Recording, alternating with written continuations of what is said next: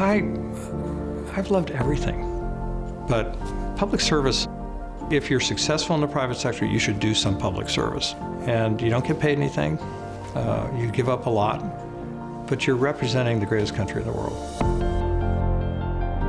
The man who trained me, Robert Rosa, he told me that the purest form of public service would be to serve the Federal Reserve. I never dreamed I would become President and CEO of the Federal Reserve Bank of Dallas, or that I'd sit on the Federal Open Market Committee, but I did, and I loved it, loved every moment of it.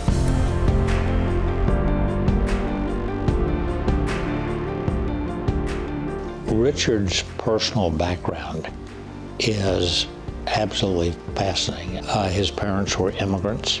He came from a background that was not at all privileged.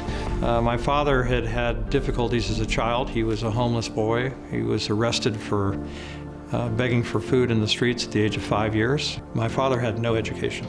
My mother had no education. I'd gone to the Naval Academy, to Harvard, to Oxford, and Stanford. And I remember my father saying, "We've gone from no education to too much in one generation. Get a job." And that was the beginning of my business and financial career. Well, I started out on Wall Street in 1975. I was recruited into a firm called Brown Brothers Harriman. Then as 1987 was approaching, the markets were very rich. I felt the markets were overpriced. I didn't believe in something called portfolio insurance. I wanted out. In fact, I wanted to go short. And so I left Brown Brothers Harriman and created Fisher Capital Management. We compounded money at 23.6% a year for 9 years running.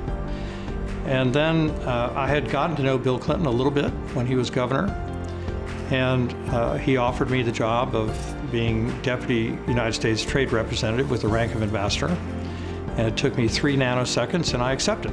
I've always wanted to serve my country that took in my parents.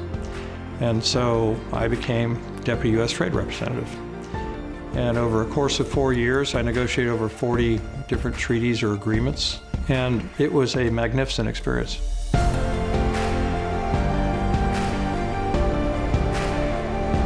Richard is known for his speeches. He can take the most complex subject and articulate and explain that subject in terms that anybody can understand. I had the pleasure of chairing the search committee when the Federal Reserve Bank in Dallas was searching for its new president. We ended up with 6 finalists. We had one question for all of the candidates, same question: why do you want this job? And Richard's answer was, serving with the Federal Reserve is the purest form of government service. At that point, we could just shut down the entire search process. And he came on to be a great president of the Federal Reserve Bank. I served as president of the Federal Reserve Bank of Dallas from 2005 to 2015. Alan Greenspan actually was the one who gave me this advice. What I should do is start talking to people that were in the real economy, as he called it, and get a sense of how they viewed the economy, because those are the people we made policy for. He had a list of 30 or 40 people. He would call each person, visit with them approximately 20 minutes, get their views as to what was happening in their business. And I always found it fascinating. And I always remember sometimes I would answer a question, say, "Look, I'm no economist." And he said, "I know, that's why I want to talk to you." So it's obvious he was trying to get data and information on what was really going on the ground in the U.S. economy from people who were engaged day in and day out. His time in Washington had prepared him for the responsibilities within the Federal Reserve.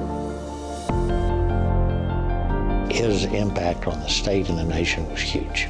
What I love about Texas is you can become somebody having been nobody. First, I've always wanted to give back to the place that were good to me.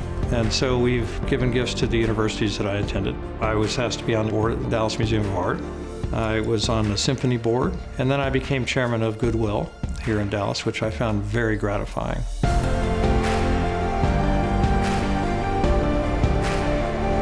I lucked out. It's easy to luck out in Texas. I really feel that way. I love this state.